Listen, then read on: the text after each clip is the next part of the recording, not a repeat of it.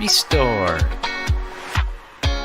renew, reconnect, live, laugh, and love, connections, dreams, getaway experiences.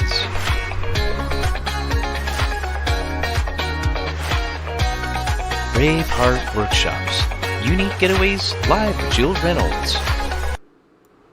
The Connection Show, Restore, Renew, and Reconnecting Community, sponsored by Brave Heart Workshops live with Jill Reynolds.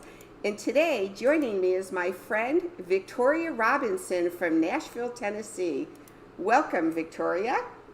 Hi, Jill. Thanks for having me. I'm so grateful to be able to share you with the audience and your wonderful bio, which I'll just take a few moments to introduce Victoria and let you know who she is. She's an author, a public speaker, a television personality, and a former host of a radio show, Real Talk with Victoria, where her guests included politicians, teenagers, authors, speakers, and athletes. She has been a highly regarded voice in the pro-life movement for over 2 decades. Victoria is the published author of They Lied to Us, now in the 4th print, and served as the executive director of 3 separate pregnancy centers across the country. Her abortion story is featured in a documentary that has garnered well over 10 million streaming views. She has been on the national speaker circuit for over 2 decades. Victoria is a frequent guest on radio and television shows and has had numerous editorials published, featured in HGTV's My House is Your House. Victoria is available for women's conferences, church events, and concerts. In one of many presentations, she shares the story of her second daughter, who was scheduled to be aborted but survived. She is the Director of External Relations for the pro-life organization Save the Storks. So what an amazing woman you are in bio, and I would love for the audience to get to know you better if you could share a bit about yourself. Well, gosh, that was exhausting. Just a minute. When people ask me for my bio and they get my bio, I never expect them to read the whole thing. So, that was kind. I have been blessed as you just said, for over 2 decades being involved in some capacity in the pro-life ministry and work across the country. Unfortunately, I came across my career in an unfortunate, honest way by being a woman who's post-abortive 30 plus years now. I bought into the lie that my 6-week embryo was not a real baby, that I would get over it, and that I could move on with my life, forget about it, never think of it again, have children later. And it was basically described as almost having a tooth pulled or having a tumor removed. And the moment that I left that abortion clinic, I knew that my life was never going to be the same. And I knew I had just made one of the greatest mistakes and regrets of my life, and it did play out that way. So for over a decade after my abortion, I found myself hating myself more. I had this self-loathing that went behind the fact that if I could take the life of my own child, what kind of person does that? What kind of woman does that? I was already a mother to 2 children. My daughters, were very young, and I was a single mother. Their father had decided he didn't want to be married to me anymore, and he didn't want to be a father to them. So he up and abandoned us without any financial support, emotional support, and went from North Carolina to California. We never heard from him. He rarely saw the girls the first few years, and then not at all. So I was a woman in a tight situation when I found myself pregnant, struggling to take care of 2 little girls. And it was easy to be manipulated and coerced into abortion being the best decision for me. And which is what infuriates me about the abortion industry. They prey on women's vulnerabilities. They preyed on mine and succeeded and earned $350 for ending the life of my child. And it has cost me dearly and much more than that for these past 33 decades. Well, for these past 3 decades. So, with what you shared just now, Victoria, what's behind the story of your daughter surviving? What was that now? My I got married when I was very young. I wasn't pregnant. I was just really stupid, naive. And when I found out I was pregnant with my second daughter, my husband, whom I thought would be excited because we already had one daughter who was, I think she was 2 at the time, 2.5, and he seemed happy that we had this daughter. But when I told him I was pregnant again, he immediately started talking about abortion and said he liked it the way it was. He didn't want another baby. He didn't want any more kids. Unbeknownst to me, he was already out there messing around with other women. I was just a very naive woman who thought you get married and it's forever and your husband's going to respect you and love you and cherish you and your family. And I was wrong. So he basically threatened me and said, if you don't have an abortion, I will divorce you. I came from a family of divorce. My parents got divorced when I was 10. I was devastated. And as we all know, divorce has some huge ramifications on the children involved. And there were 4 of us. I was the oldest, and it affected my life greatly. And he knew this. He knew that I did not want to ever get divorced. I'd always made a vow that once I got married, it was forever if I had children, especially if I had children. And so he kept threatening divorce. And the day of her abortion, I could not go through with it. And I looked at him and I remember saying, if I don't do this, you're actually going to leave me and our oldest daughter, her name's Taryn, you're going to leave us and divorce me if I don't walk out this door and go to that abortion clinic. And he said, that's exactly what I'm telling you. And the woman on the phone at the abortion clinic, I told her my story. She was very empathetic to my husband and convincing me that I needed to do what was right. I would be very selfish of a mother to do this, etc. And it was people praying, because I'll tell you, I wasn't a Christian then. I wasn't a believer. I had a relationship with God from a book I read called Are You There, God? It's Me, Margaret, when I was a young girl. And I talked to God that way, but I didn't have a salvation experience for many, many years later. But I was just devastated of that. That's what he wanted, but he did. He was dead serious. He said he would leave, and I couldn't go through with it. So I told him, maybe you need to start packing. And within a couple of days after I did not go through with the abortion of my second daughter, my husband beat me up. He physically assaulted me, kicked me in the stomach, said that ought to do it. And I had to go to the hospital. I started bleeding, and they saved her. I had to stay in bed for 7 days to save the pregnancy. And now she is a 35-year-old mother to a 3-year-old little boy and 1-year-old twin daughters. She's a missionary to Haiti and an RN, and her husband thanks me many times that I did not keep that appointment. Yeah, that's an amazing testimony. Thanks so much for sharing that. I really appreciate that. So you and I are relatively new acquaintances and connections through Facebook and some friends of ours in Nashville.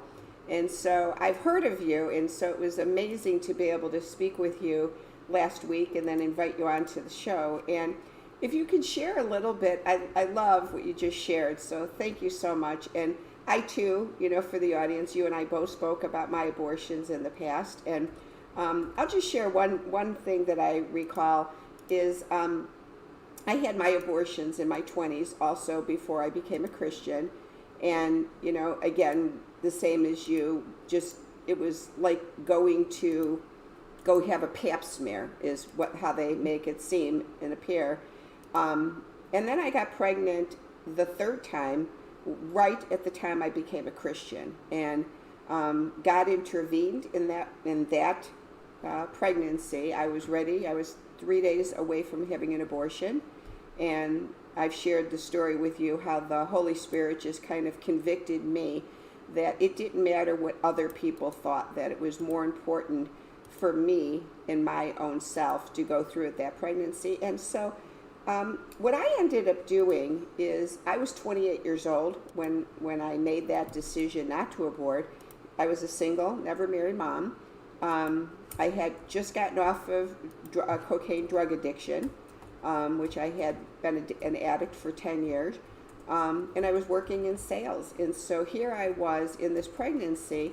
And so what I ended up doing is getting a hold of the Evangelical Christian Adoption Agency in Chicago and meeting with an amazing woman. Her name was Donna Shire. I'll still remember her like it happened yesterday, and it was 37 years ago. And she was amazing. She sat with me and counseled me for the pregnancy.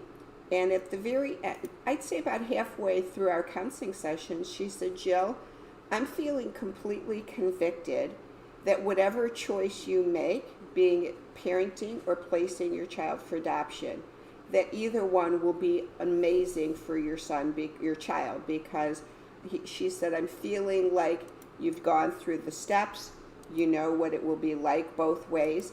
And at that point, this was a cool story that I've used throughout my whole life.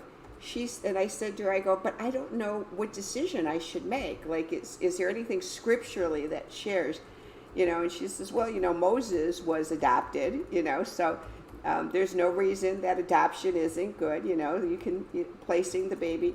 But she said, God's really clear.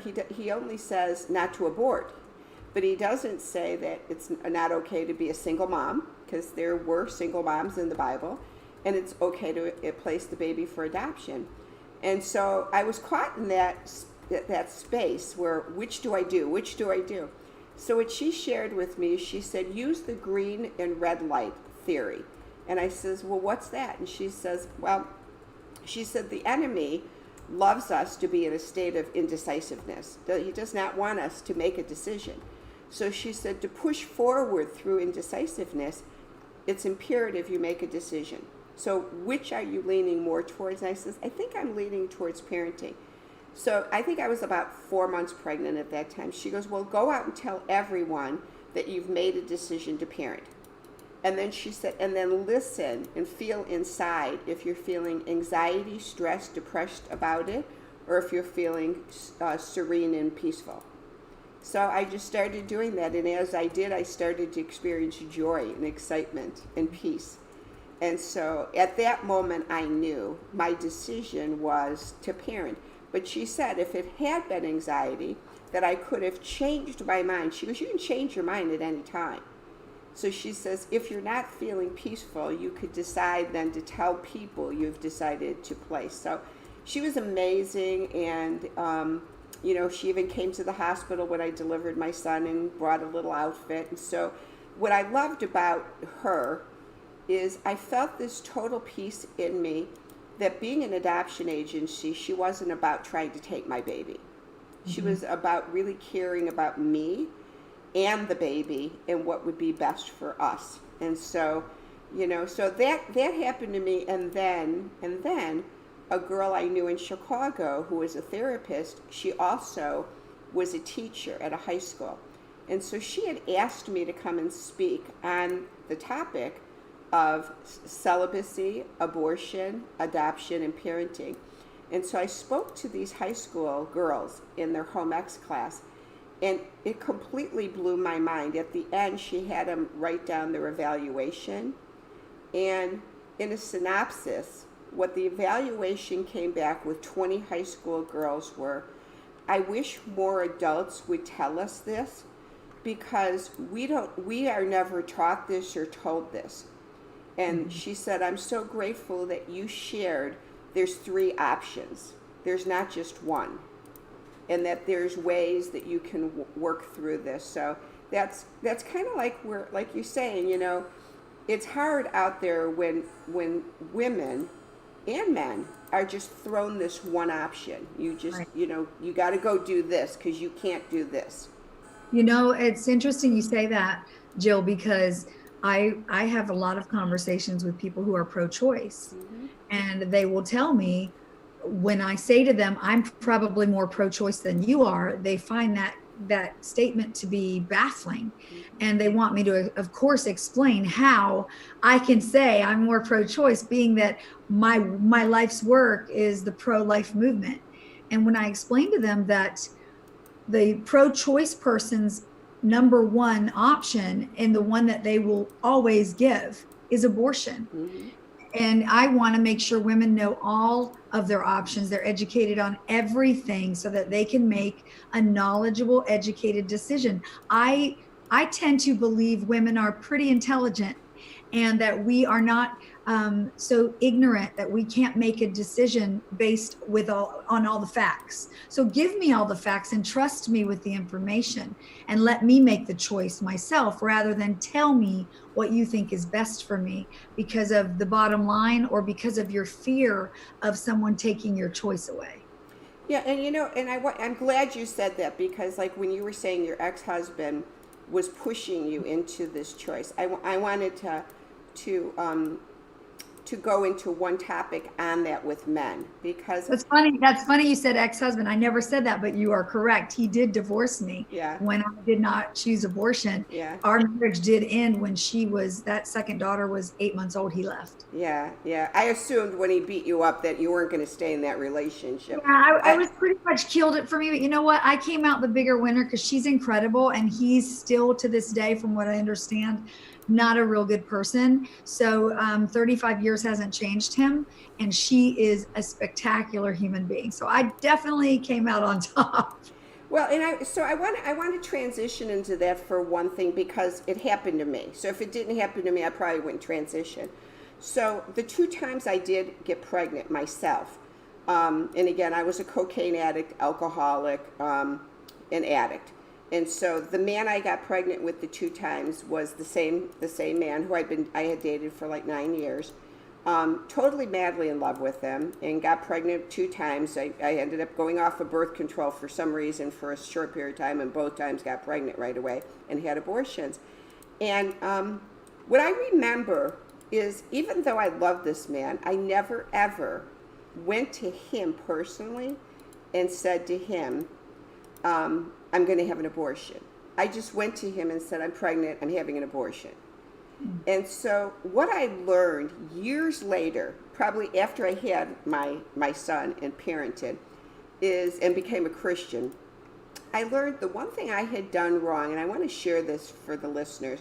The one thing I personally feel like I did wrong, besides having an abortion, was I never sat with this person out of fear that he would reject me. And so I just assumed, I'm pregnant, I'm single, he must want an abortion. So I never sat down with him and said, hey, what's your feeling on it? So years later, I think my son was like 5 or 6 years old, and I'm friends with this man still to this day, and I'm married, but we're still friends, and I'm friends with his wife. And I called him one day, and years later, and just said, hey, when I was pregnant, I realized I never asked you what you felt. If I would have wanted to know your response, what would you have wanted? And he said, oh, I would have wanted the babies. Mm. And that, I'm getting goosebumps, because that really blew my mind, how insensitive and how shut down I was to my own connection, even with him and self, because I wasn't a Christian, that I didn't even realize that he cared enough that he would want. Now, I don't know if he would have married me, but he said he would have wanted the children. And so I wanted to share that, because contrary to your ex being abusive to you and telling you if you didn't have an abortion, there's quite a few men out there that really want those babies. And I wanted to share that men have rights too. They do. And I'm glad you said that, because I will tell you that because I did, as I said, I did end up not with that husband, not with that child. He did leave. And I found myself struggling with 2 children when I did choose abortion, which I got to tell you, that took a long time for me to reconcile with Christ, which was, why did you stop me with my second daughter? But then 2 years later, when I got pregnant, again with my now new boyfriend that I was madly in love with as well, why didn't you stop me then? And I actually went through with an abortion. So I can tell you that when I called him, because we did break up, 9 out of 10 times when an abortion occurs, couples don't make it. It's very rare for couples to make it. It's too traumatic of an experience staying together. So these girls are getting abortions to keep their husbands or their boyfriends, but it destroys the relationship. I never looked at my boyfriend, the father of my aborted child, the same, but I don't believe he looked at me the same either. So yes, my husband who beat me, and he was married to me, insisting I have an abortion, and then tried literally to kill my daughter. I was married to that man. But this particular, my boyfriend, who I was madly in love with, and we had talked about getting married, we did split up. We just never looked at each other, as I didn't look at my husband the same after he abused me physically. And when it sunk in that this man tried to kill our child, well, when I called the father of my aborted child over 10 years later, after we'd split up and my book was coming out, They Lied to Us. Even though I changed his name in the book, I didn't give any kinds of outed him in the book. We still had a lot of friends in the same circles. But when I called him, we had not spoken. He knew my voice. He began to weep. And although he talked me into having the abortion, he didn't threaten me. He just convinced me it was for the best. We could have children later. The timing wasn't right for him or for me. I could barely take care of the children. You know, all of which he genuinely felt were valid reasons for us to choose abortion. But when I called him and he wept, when I could finally understand him, he was begging me for forgiveness for what he made me do. And he said it's haunted him all these years. He'd been in therapy for 8 years dealing with the abortion, and said, I should have protected you and our child, and I made the wrong choice. And I know that all you needed me to do was say, we can do this. Because several hours after that abortion, he called me and I reminded him, and he said, I've changed my mind. I don't want you to do it. And I said, it's too late. 24 hours would have saved that baby's life. Yeah. So there are good men out there. I don't want it to sound like bashing men, because a lot of men are hurting. Yeah, and I remember when, years ago, I was so involved with Focus on the Family's ministry and James Dobson. And James Dobson had one little brochure that was called Men Have Rights Too. And I was very involved with the pro-life movement back in the 80s, and very involved with National Day of Prayer. So I remember ordering online his little tape called Tilly, which is about an abortion. It's an amazing story. And then I remember ordering this little pamphlet called Men Have Rights Too. And I read it and just wept. And that's when I called my former boyfriend. And after I read it and thought, wow, I never realized they have rights too. Like, I didn't even ask him. Like, why didn't I even think about asking him? And that's what brought that to my attention. And, I don't know if he would have ever wanted to get married, but I know he absolutely loved to be the father of his son, who I still love to this day, his son, because, heck, I dated this guy for 10 years almost, and his son. And so I think, knowing that we had 2 babies together, he would have had more children. So anyway. And I wanted to say this when you're saying that. I don't want to recommend to people watching that you pick up the phone and call your ex about an abortion in your past. When I called my ex-boyfriend, who was the father of my aborted child, I had gone through therapy. I had gone through a healing process from my abortion. And so when I do recovery with women who've had abortions, I always let them know that you don't want to call him and pick up. You're going to maybe be tempted to do that, but let's wait. Let's put the brakes on and wait, because that also can bring a lot of pain for both of you, and it needs to be the right timing. And I produced a set of videos about 1.5 years ago of men who were post-abortive fathers. Some had never told anyone they'd had an abortion, and I filmed them and asked them questions and let them share their stories. And these were men who are broken. And so we have to remember, these children that are aborted did not just have mothers. They had fathers as well, who are just as important. And men are hurting too. And what I felt happened in that phone call with my ex-boyfriend, when he was begging me for forgiveness and talking to me about how he's been haunted all these years, was two things happened. One, I realized I needed to fully forgive him so that I could be free. And number two, because I'm the one who walked in the abortion clinic. He didn't take me or drag me. I ultimately walked in. But the second thing is that I felt like the Holy Spirit told me that day, don't forget about men. They are hurting too. And these children have fathers. Well, So I don't ever want to be. yeah, and I agree with you. There's in the 12 steps, they say, there's the one step that says make amends, except when to do so would injure or harm someone else. So it's important to make amends, but you also have to be mindful that you're not doing it just to clean up your side of the street, that you're doing it at the right time, and you could be really hurting someone deeply. But I just needed to bring out that, because I never had even thought in my wildest dream that men had rights too. So as we were speaking, that just came to me. Well, they do, and they should. In this country, we've emasculated men so much to the point where we were trying to make them think we don't need them, or we think that's empowerment or feminism because we don't need men. And to me, that's a crock. Mm-hmm. And I think it's very unfair. So men have the rights as well. Now, there are deadbeat dads, but there are deadbeat moms too. And now, could we say there are more men than women? Yes. The statistics are going to prove that. But there are a lot of great men out there, and they may not know it because it wasn't their body and they didn't go through what you've gone through. But believe me, they're hurting, because I've met hundreds of thousands of them in my 20-year career who thank me when I speak at a fundraising banquet or a church or an event and say, thank you for recognizing that we're in pain too. So one area that I'd like to transition to, because I think it's important for those moms and dads out there that are listening to this interview today, that have children at home. The one thing that I recall, and I'm positive you've probably spoken on this, so I'd like to highlight it. The one thing that I would like to address with you parents out there that have children at home,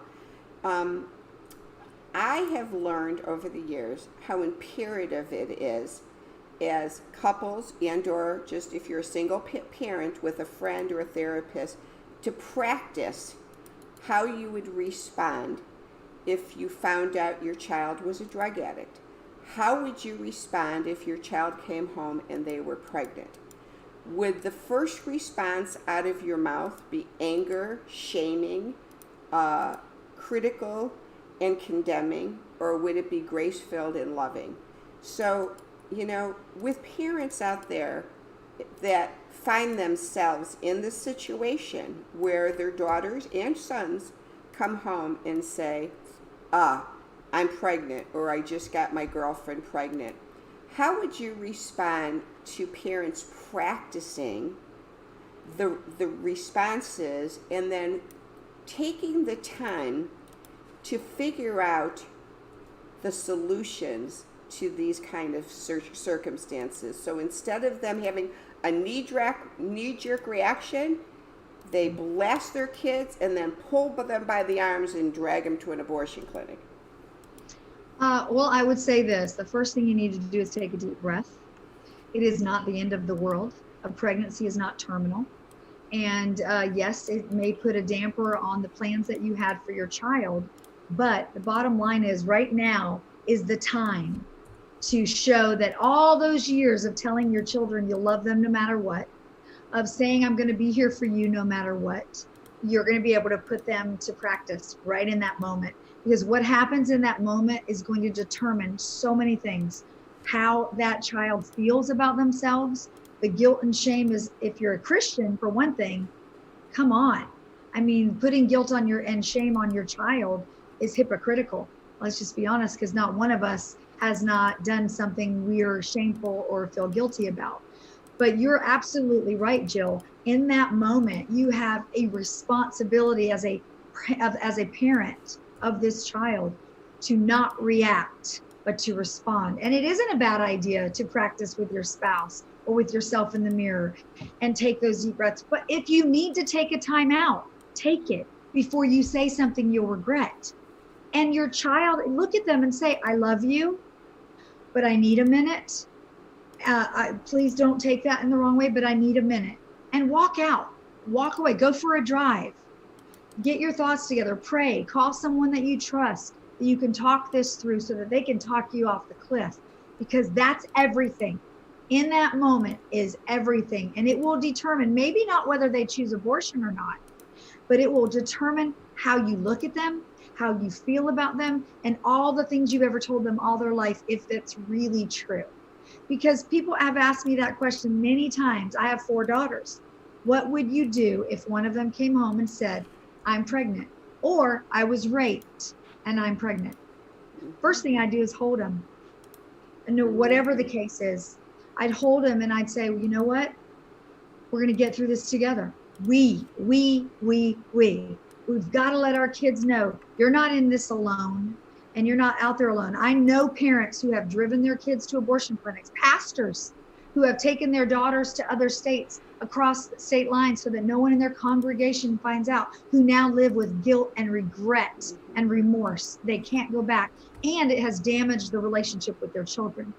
So you have an opportunity, whether it's drugs, alcohol, mom, I just stole the car and now I just wrecked your car, whatever the case is, to stop. You're human.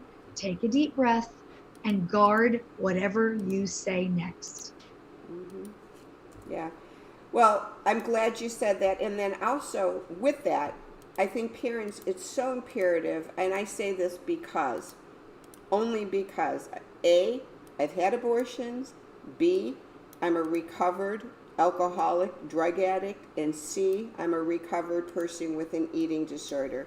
So those probably are the the 3 top, and suicide, thank God I didn't do.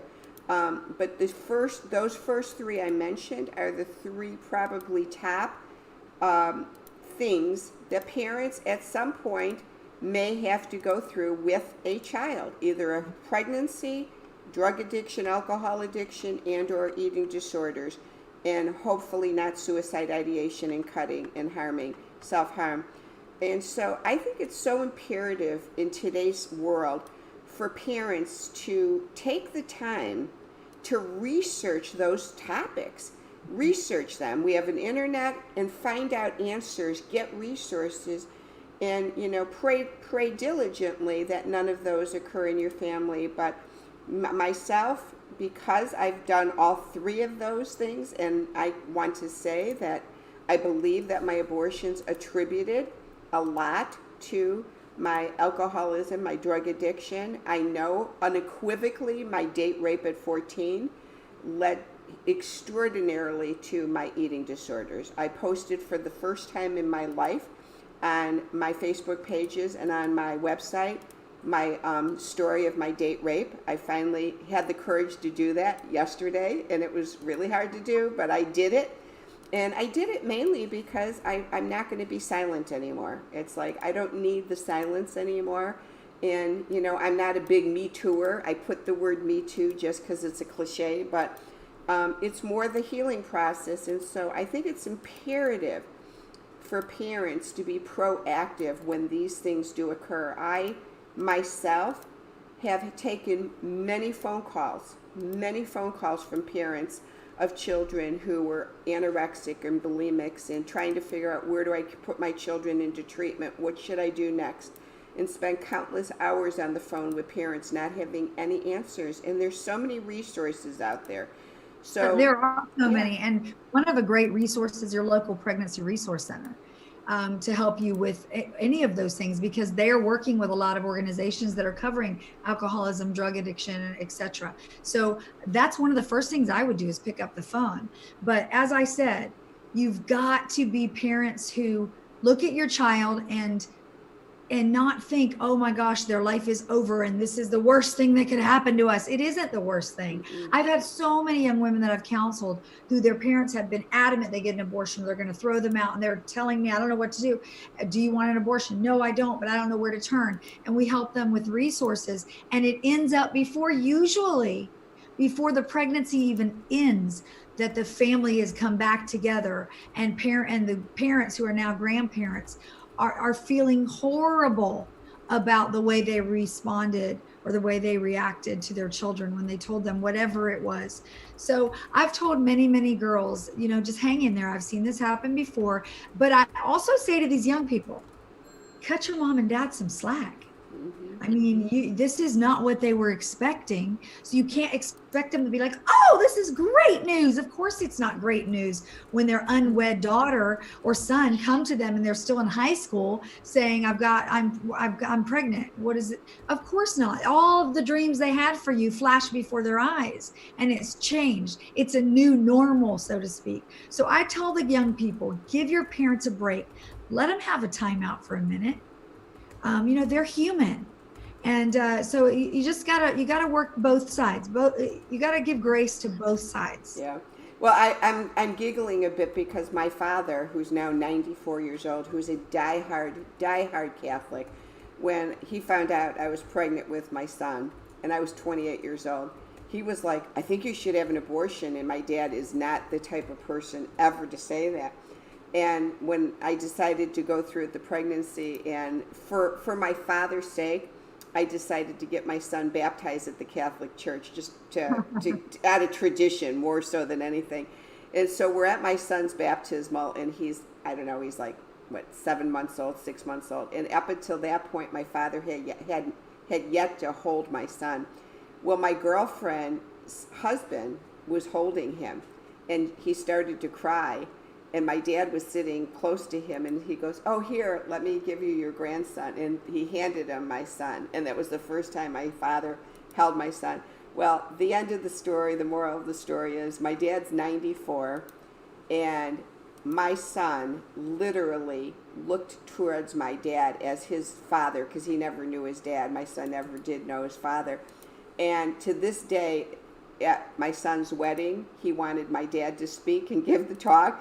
He's named all of his children's middle names are my father's name, all of them, including his daughter. So they all have my father's middle name. And my dad he's just loves him. I don't know what my father's life would have been like without my son. I just do not know. And that's why I let parents know. I do a lot of parent education lectures, and I tell parents, look, you don't want to live with the guilt of when you see and meet that grandchild, the thoughts that you wanted that child aborted and the first words out of your mouth were abortion.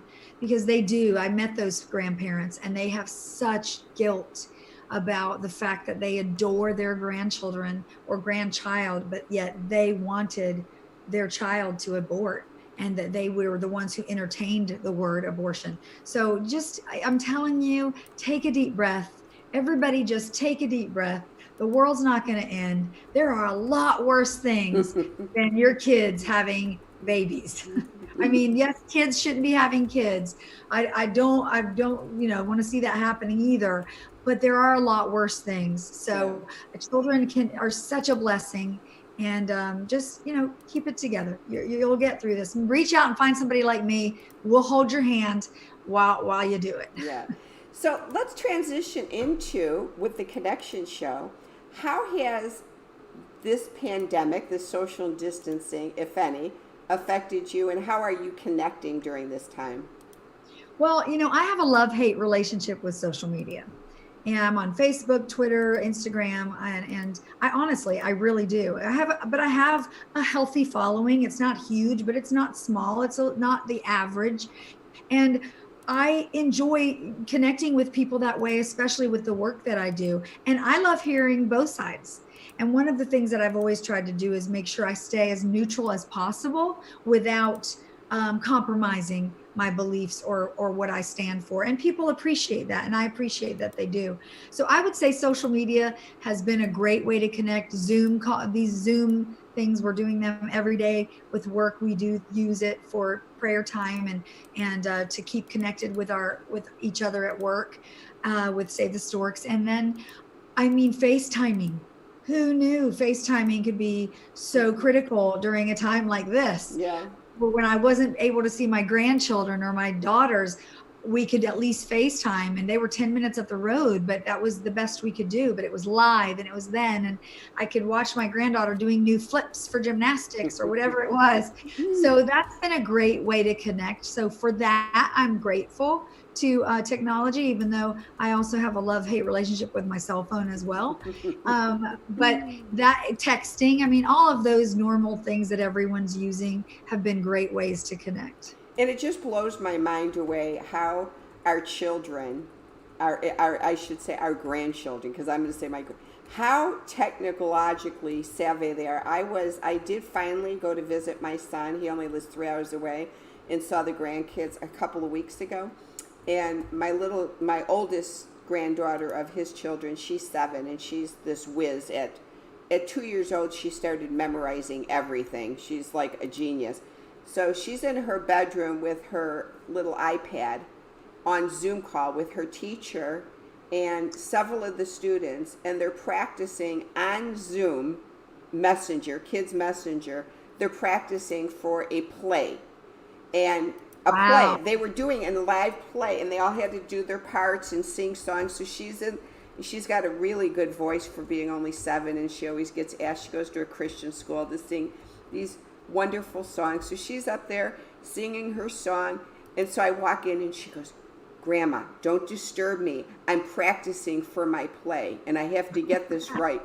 So it's just, that's impressive. That's awesome. Oh my gosh, you guys would get a kick out of her. I just got to share this quick granddaughter story because I'm proud of all of them. But one day I had bought her this children's Bible of all the Bible stories.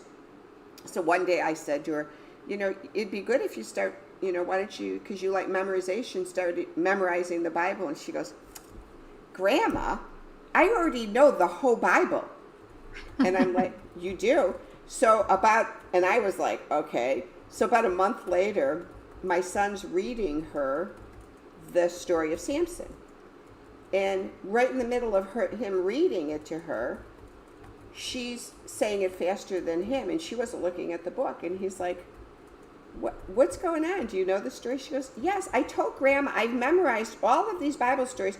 So he held the Bible, and she word for word, 7 pages long, knew the entire story, word for word.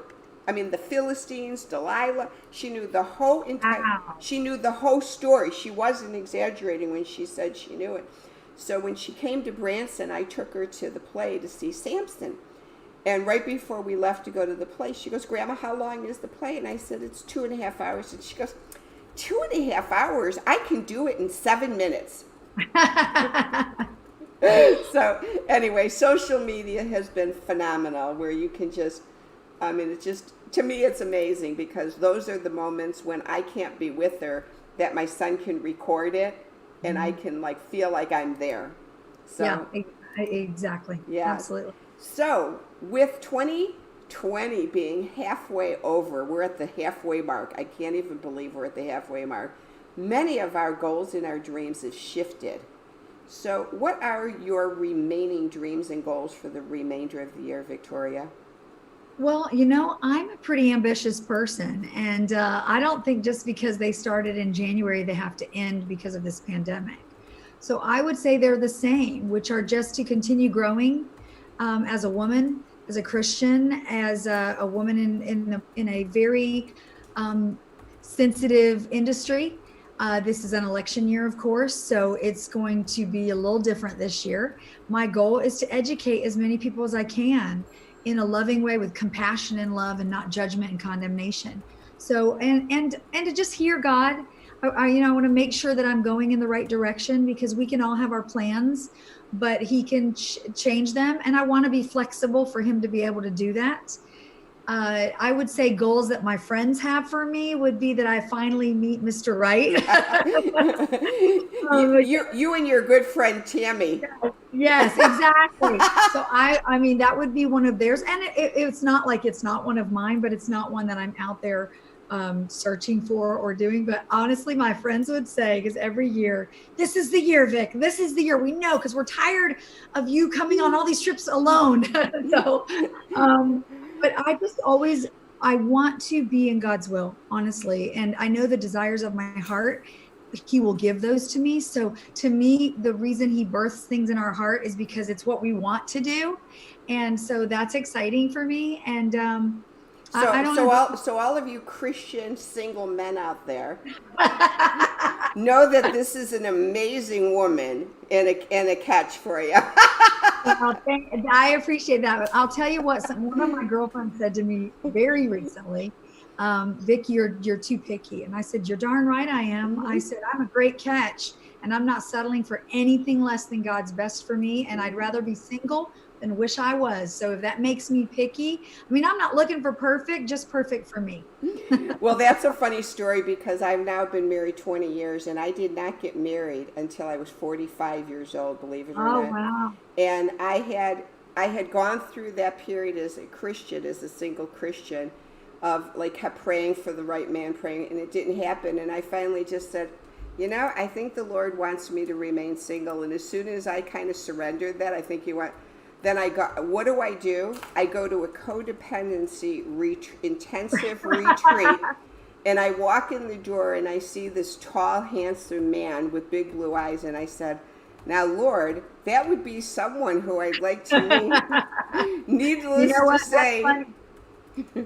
That is so, and now 20 years later, look at you. Yeah.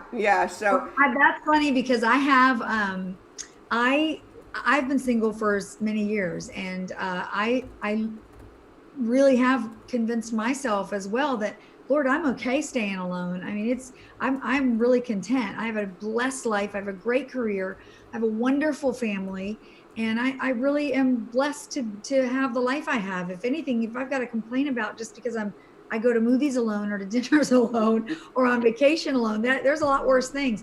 But someone had said to me about a year ago, someone I highly respect, and he came up to me and he didn't know these thoughts that I was having. And he said, Victoria, I feel like the Lord wants me to tell you that you've been believing a lie that he's called you to be single, and he hasn't. So you need to get ready because you're a Ruth of this generation and Boaz is on the way. Wow. So that was about a year ago. So I tease him when I see him and go, Rabbi, where is he? Well, that's great. That's great. So I did get married. So I definitely, you never know. And, a lot of times people, couldn't believe I weighed 45 years old. Who would have known? But, so the next question, because you did say something about traveling alone. When, I like the word when, not if, when you can do a getaway experience, what would that look like for you? I went to Italy back in November, and it was incredible. I would love to go back to Italy. I've always wanted to go to Ireland, to Switzerland. I am going to see my sister in Orlando, and she's my best friend, so I love being with her. We're Disney, Universal, all of those theme parks. We still love riding the roller coasters. But I would love to go back to Italy. I would enjoy going there for like a month and just explore all over, because I didn't see even this much of it in 2 weeks, and it won my heart. Well, it's funny you say that because my ancestry is Greek, Irish, and German, and I've never been to Greece. And my husband's firstborn son was actually born in Greece, so I keep wanting to get to Greece because I have not yet been there. I have an aunt that lives there, and I just have not yet been to Greece. And my son had the privilege of being able to study abroad in Italy for 6 months. And loved it. He lived in a little village called Perderno del Grappa, which was about an hour north of Venice and like 20 minutes south of Switzerland. And he just absolutely loved it and traveled. He traveled all over Europe in 6 months. So, so getaway experience to that. And I do want to do a getaway experience with you, definitely to Aruba. And our good friends Anita and Jim just went to Aruba, and they will tell you they fell in love with it.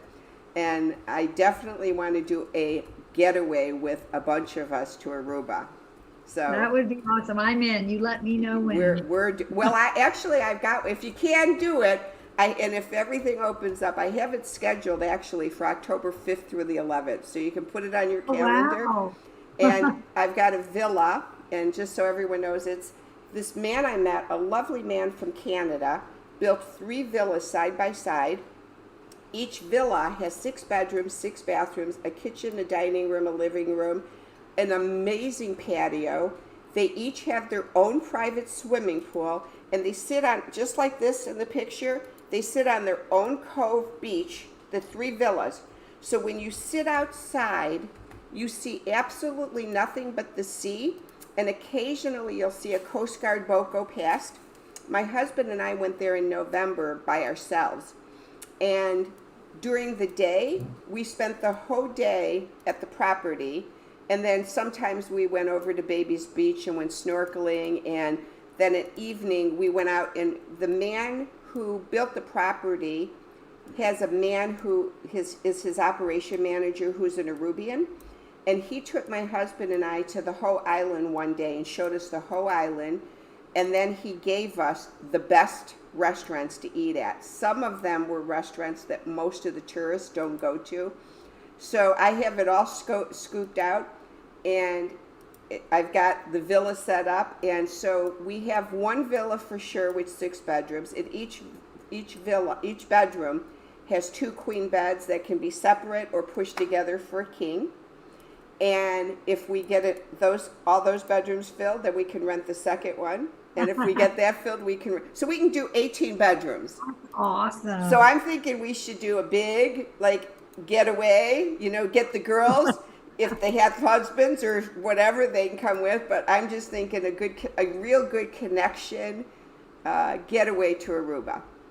Sounds like a plan. Sounds like my thing.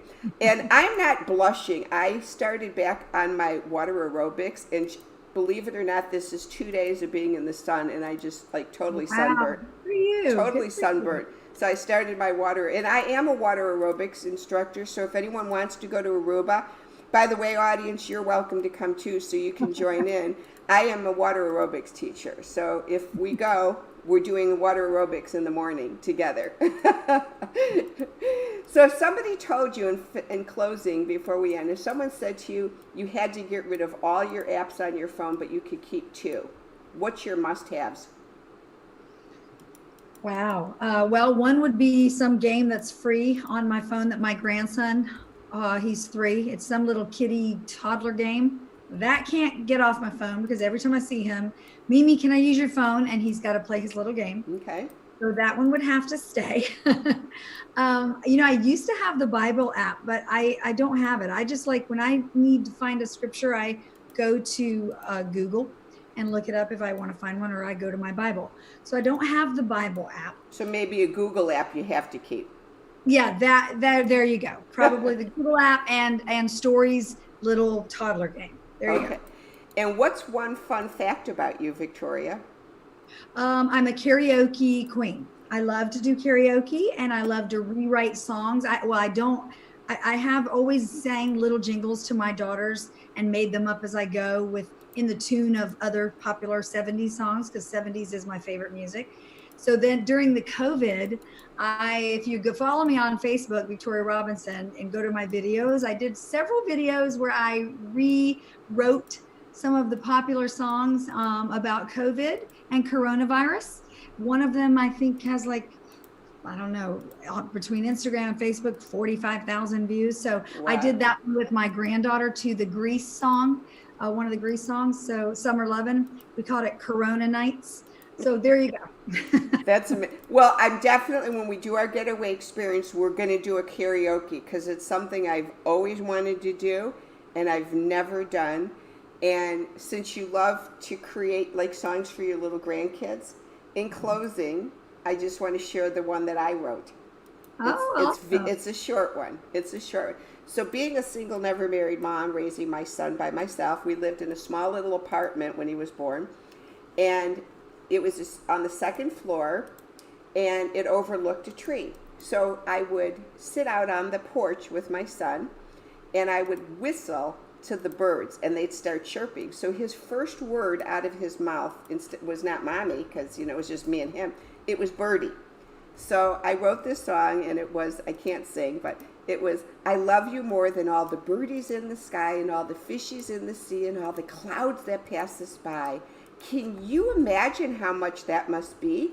When Jesus loves you, even more than me, and I love you. And then I'd repeat it more. All the birdies in the sky and all the fishies in the sea and all the clouds that pass us by.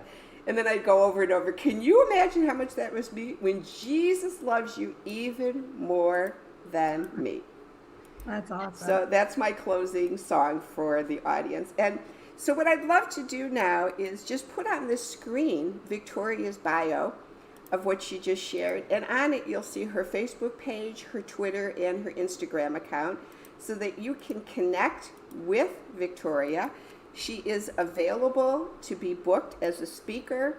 And I'm hoping that her and I can do some of these healing retreats together. And so if one of you or any of you out there have ever had an abortion and you'd love to do a healing retreat, please reach out to me at Braveheart Workshops and connect with me and or connect with Victoria at Instagram, Twitter, or her Facebook page. So what I'd love to do now is just transition and thank all of you for joining us today for the Connection Show. And one of the things that we've decided to do to bring the audience more connection is we've started to do Zoom connections every Monday evening at 8 p.m. Eastern Standard Time, 7 p.m. Central Standard Time, 6 p.m. Mountain, and 5 p.m. Pacific Standard Time. It's an opportunity for you to join a Zoom, and once in a while, our leaders, such as Victoria, if they have a chance, might even be on some of those calls where you can connect with them further. We'd love for you to join us. We didn't meet this yesterday because of Memorial Day, but the week before we got on and a group of us started to do improv comedy together, and we had belly laughs and the connections were amazing. So please go to Braveheart Workshops Facebook page and the Connection Show Facebook page and join us for the Connection Show Gathering Tribe on Monday nights. Thank you so much for joining me, Victoria. I really have enjoyed this conversation. Oh, Jill, thank you for having me anytime. It's been a pleasure. Thanks so much. Everyone, have a wonderful night. Thanks again. Bye now. Let's connect now. We can dream together to renew, restore, and reconnect with wellness in our life. Go to braveheartworkshops.com. Join me for weekly Zoom connections on Facebook at facebook.com Braveheart Workshops. Thanks so much for joining the show, and we look forward to seeing you on Monday.